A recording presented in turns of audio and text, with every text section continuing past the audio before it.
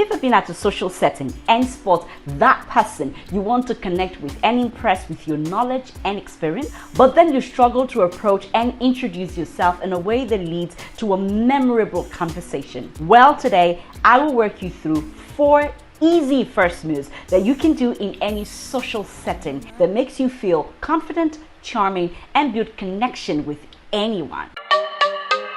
Welcome, ladies. If you're new here, my name is cmormedia. Remember to subscribe, click the notification bell so you can get updates every time I post a new episode. Number 1, make the first move. One struggle I see a lot of women have is walking up to someone you would like to get acquainted with and introduce yourself, whether it's at a social gathering or a business setting. The truth is, people are just as shy and uncomfortable to approach others and introduce themselves, but finding the confidence to approach them first takes the edge off and ensures that you don't miss the opportunity to build potential intimate, friendly, and business relationship with others. So what you want to do is get out of your head and get out of that fear, self-doubt, and rejection that you might have about that moment, and focus on adopting a positive mindset,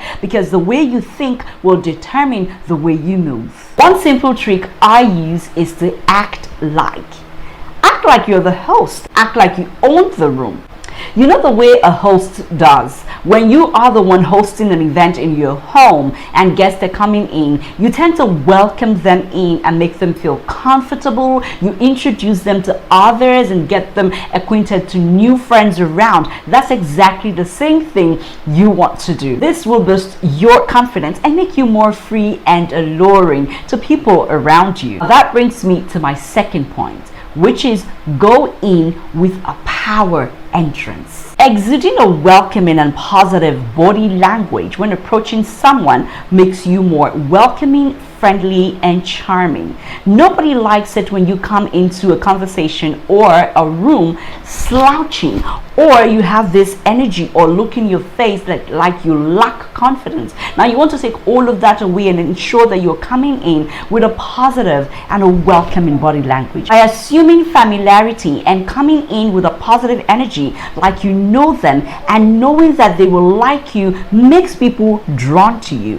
When they see you and feel how happy, optimistic, and positive you are with yourself, they automatically want to listen to what you have to say. So you want to adjust your body posture, come in with a smile on your face and eye contact, and then you stretch your hands out and give them a firm handshake.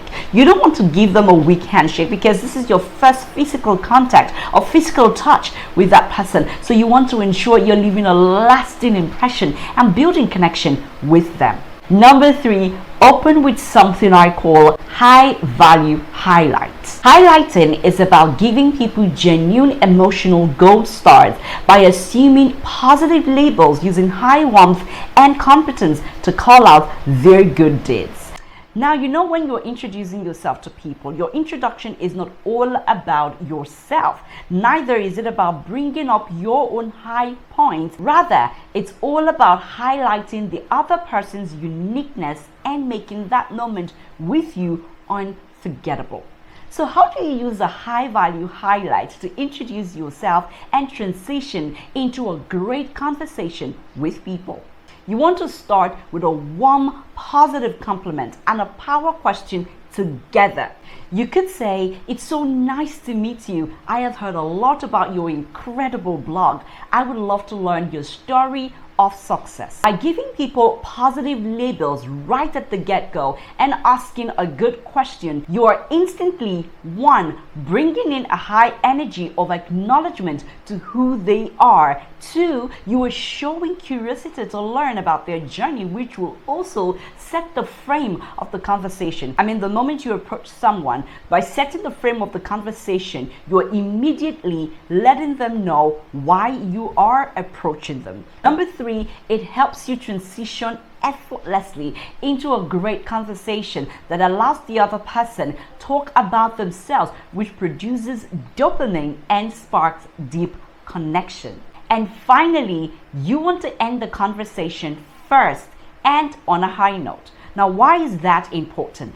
As much as you are enjoying the conversation and their story of success, and you want to get comfortable with them, you don't want to monopolize their presence. Remember, they're not there because of you. They're there to have fun and socialize with others. So you want to respect their time. Now, you want to make sure you end the conversation where the impact and spotlight is on them, the listener, not on you. So here is how you should do it. Use the value follow-up formula. This is something I teach my clients in my program, the Charisma Magnet. You can say, "So lovely speaking with you. I'm really enjoying our conversation, but I don't want to be selfish. I know there are lots of other people who want to say hello, or maybe you want to hit the dance floor. So I would excuse myself, but I would love to continue this conversation sometime next week. Do you mind I have your contact so I can keep in touch?" By doing this, you complement their unique personality at that moment. You make them feel appreciated, respecting their time, and using that opportunity to get their contact so you can continue and build that relationship further. Following these tips will help you approach anyone in any situation, whether it's a social gathering or a networking event. You can approach them confidently and elegantly and build real high-value relationships with them. I hope this was helpful. Go use it in your next social gathering and leave me a comment. Let me know how it goes. I look forward to seeing you in the next video.